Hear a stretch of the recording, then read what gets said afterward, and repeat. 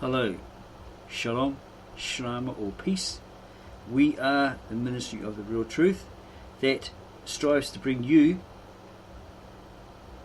the truth seeker, the real believer in the one creator and the one true God, the real truth, the whole truth and nothing but the truth. And we avoid any hype, fluff or other BS, and won't attempt to pull the wool over your eyes.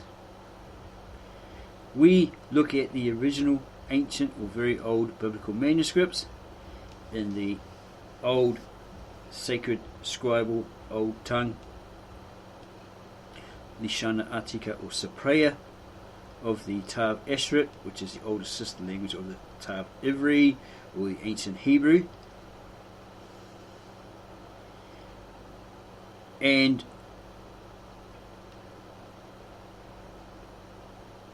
this is in order to bring you exactly what the scriptures originally written say,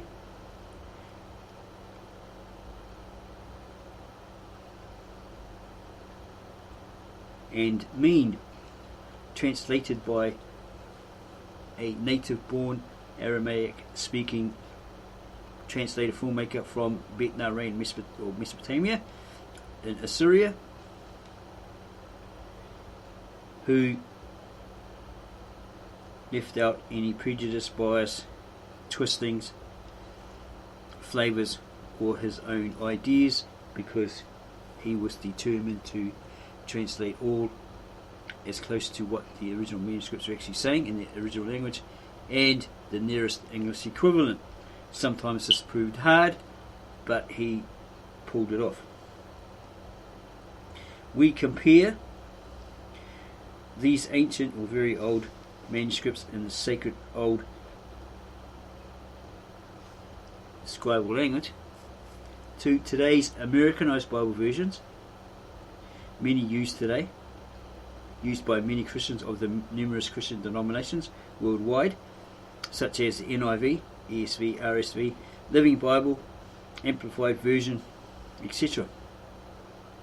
We listen to the many theologians, evangelists, and Christian leaders and their Christian followers, adherents of today, and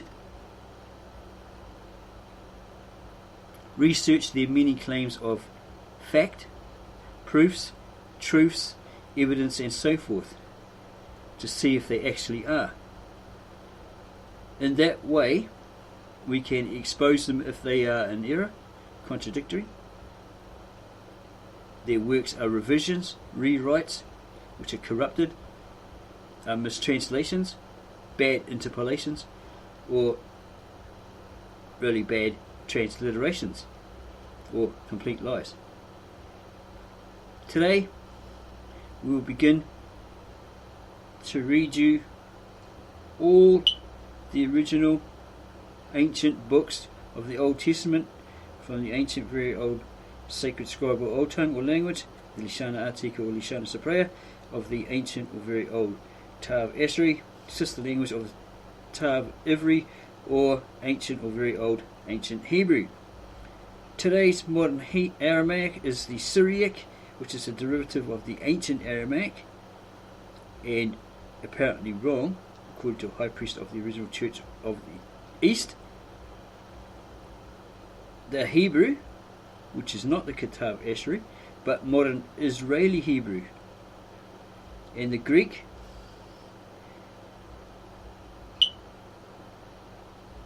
which many claim is the ancient Greek, ancient Old Greek, when it isn't. It's possibly from the Latinized form of Greek, not Attica or Koine Greek, which is should be or would be very akin to the ancient Tav Eshrit or Assyrian Aramaic or the Aramaic, or translated into modern English or American English.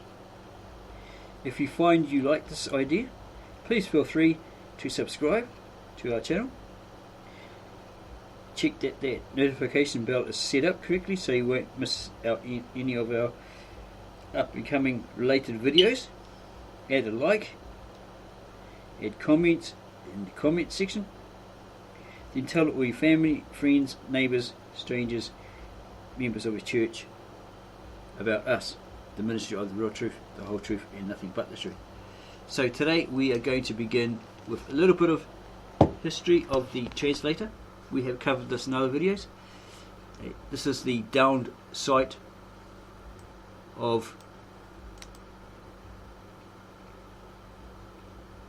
the translator Victor N. Alexander from Bahrain with 15 years experience in translating these scriptures and filmmaking documentaries on Mesopotamian history, because he found that the West actually got it wrong, trying to say that these are demons, etc., when they weren't.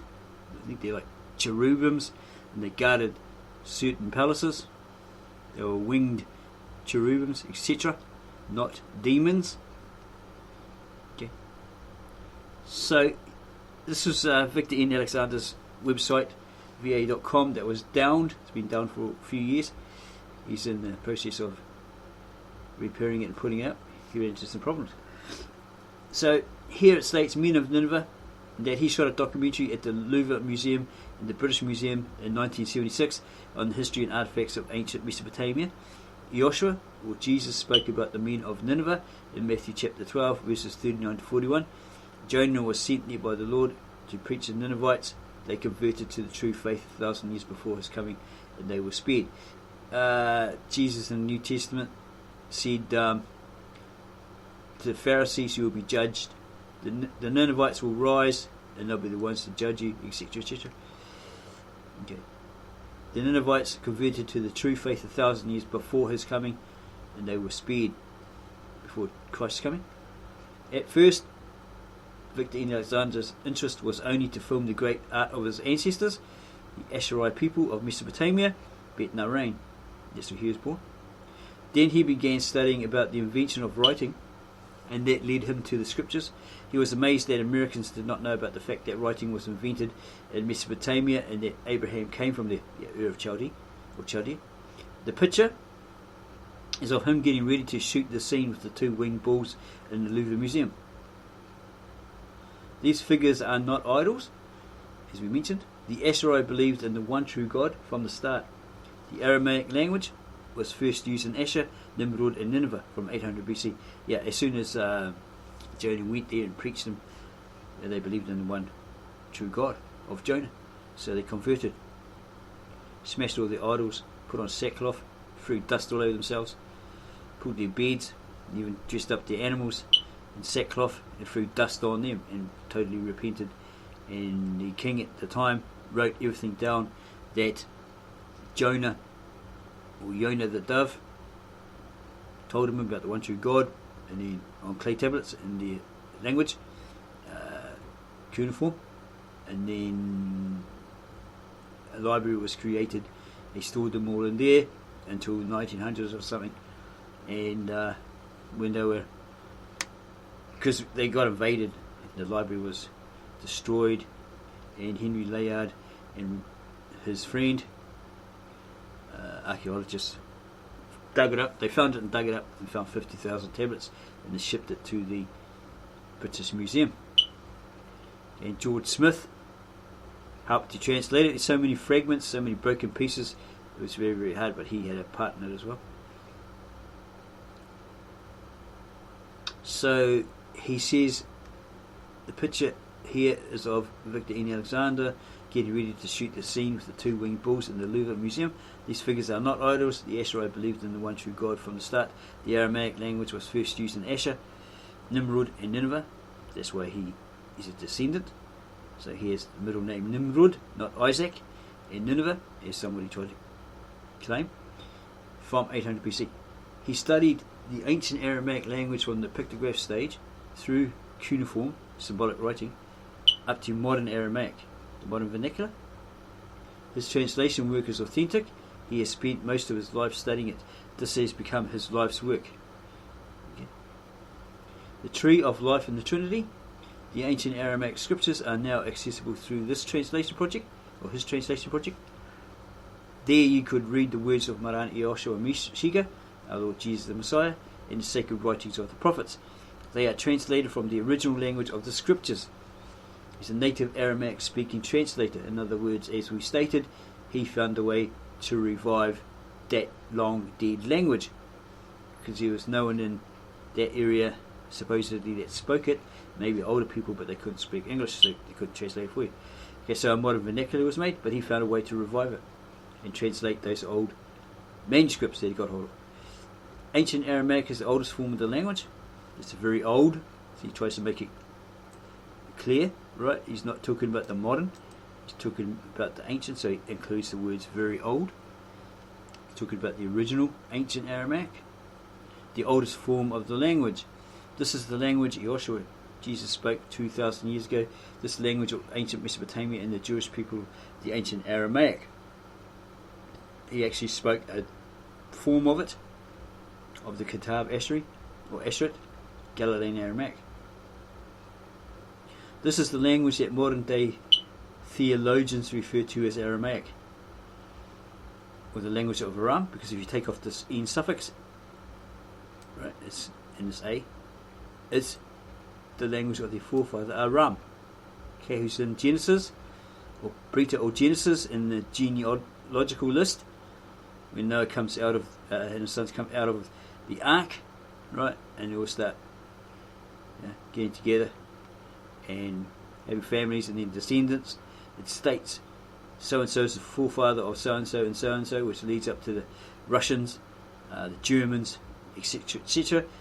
This forefather Aram was the forefather of the Arameans, and they spoke a language that he spoke, the language of Aram, right?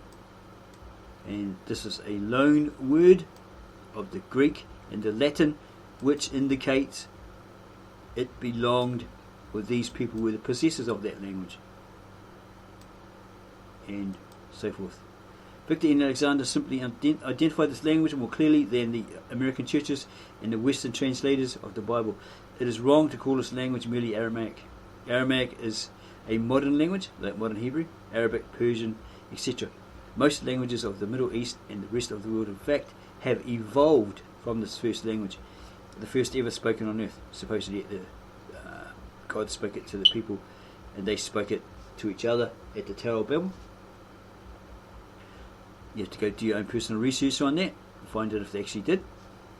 Therefore, the language of the scriptures should be identified as ancient or very old Aramaic. It is necessary to call it ancient, otherwise everyone can deny that the scriptures were originated in this language, the language that the creator of the universe and his son spoke. This is the language of Adam, Noah, Abraham, Isaac, Jacob, Moses and David. It has gone through thousands of years of evolution, so over time it's changed, okay, mishmashed with others probably, as happens, right? The ancient Aramaic language of the scriptures is no longer a spoken language, and the last time it was used as a literary language was in 1300 AD. Today, the ancient Aramaic remains only as a liturgical language.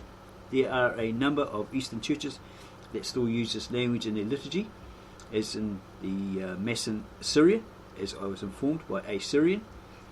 In order for the people of the world to start learning about the scriptures truth, everyone must come to understand that the Bibles being disseminated today are mostly translated from the English language versions, or they are conformed to the Protestant and Catholic Bibles from various languages. So that verifies the claim by the guy Brian and the video on YouTube, the American Bible Society and their lies, and that all came from one source.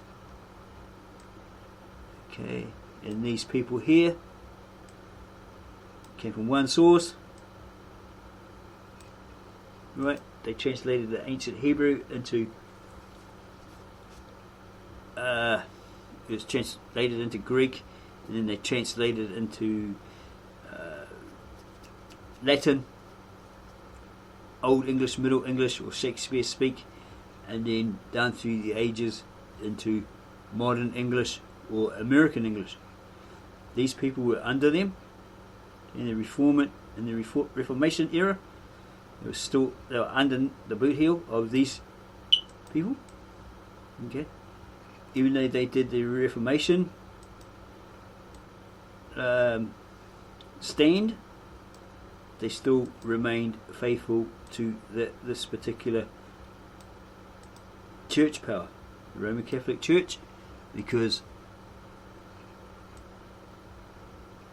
that's how they were. If they got their head lopped off or something like that, that's because they were going against their dictates.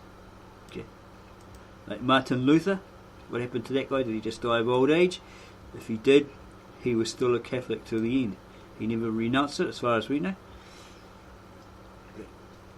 So the Bibles, people got to understand that the Bibles being disseminated today, put out today, distributed, are mostly translated from the English language versions, or they are conformed to the Protestant and Catholic Bibles from various languages. They conform to their dictates. Right? This translation, the Aramaic scriptures, original Aramaic scriptures, ancient, old, very old, is the only one that has been made from the ancient Aramaic scriptures, or very old Aramaic scriptures, without prejudice. It is made available to you from this website. So here's a statement here for any naysayers that say, oh yeah, well, most translators have their own prejudice, bias, add their own flavour, twist it, add their own views, opinions, etc. Well, this guy is verifying there and further on in his statements that he did it without prejudice, bias, adding his own flavour or twist, opinion or views. Translation notes. When the Roman Church established its authority in the West, it abandoned the Eastern scriptures that were recorded by the apostles in the ancient Aramaic language. From the start, when the Roman Emperor Constantine ordered the expulsion of the ancient Church of the East from Asia Minor, the Western scriptures were wrongfully drawn from the Greek Septuagint, Old Testament, and the Greek original translations of the New Testament. This is how the Western churches abandoned the apostolic faith. Only the Eastern churches and the Orthodox churches retained some of the original apostolic doctrines. And it goes on about the internet reaching a saturation point, which is quite interesting. Origins of the languages, or the language of the scriptures. There are now some people that think Greek is the language of the New Testament. There is a huge amount of information on the internet on the subject. Victor N. Alexander was trying to deal with this issue through Aramaic video and audio files that he posted on his website. By explaining the Lord's Prayer word for word, he was trying to awaken the readers to consider the actual teachings of Yeshua, Mashiach, or Jesus the Messiah. The first civilization book was originally a script proposal for the documentary which he shot in the Louvre Museum in Paris, France, and the British Museum in London, England. There is an avalanche of information on the internet presenting contradictory studies regarding Aramaic. None of this information is by native Aramaic speaking individuals. Today there are millions of Aramaic speaking people. They speak modern Aramaic or Syriac. This is not what he called ancient, or calls ancient Aramaic, or very old Aramaic. Ancient Aramaic is the Asherite language of Nineveh at the time of Yeshua the Mashiach, or Jesus the Messiah. He has studied this language all his life, and he's translating the Old Testament at that point. He was translating it, and then he was planning to make movies about the subject of the origins of the faith in Yeshua Mashiach, or Jesus the Messiah's name. Evangelion comes from the Aramaic word meaning he reveals. How Galion. In Greek it has been transliterated as, what's the Greek there? And pronounced as Evangelion.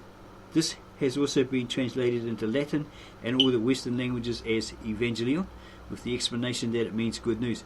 But in the original ancient Aramaic, or very old Aramaic, it really means he reveals. That is Maria reveals. Maya reveals. It's Lord God, or Master God. How can someone preach about the faith of Maran Yeshua Mashiach, Jesus the Messiah, when they do not know the truth or the basis for the scriptures as preached by Maran Yeshua Mashiach? See, he came in the title of his father. He came as Maria Yeshua Mashiach, or Maran Yeshua Mashiach. It's the title of his father. His father never had a name, he only had titles. In the Hebrew, you have the adjectives, which are characteristic attributes of God. The strong one, the benevolent one, the powerful one, all-seeing, omnipresent, omnipotent, etc., etc.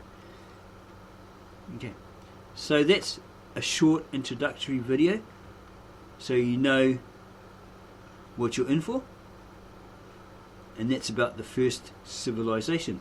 There is the ancient Sumerian winged disc icon, the tree of life.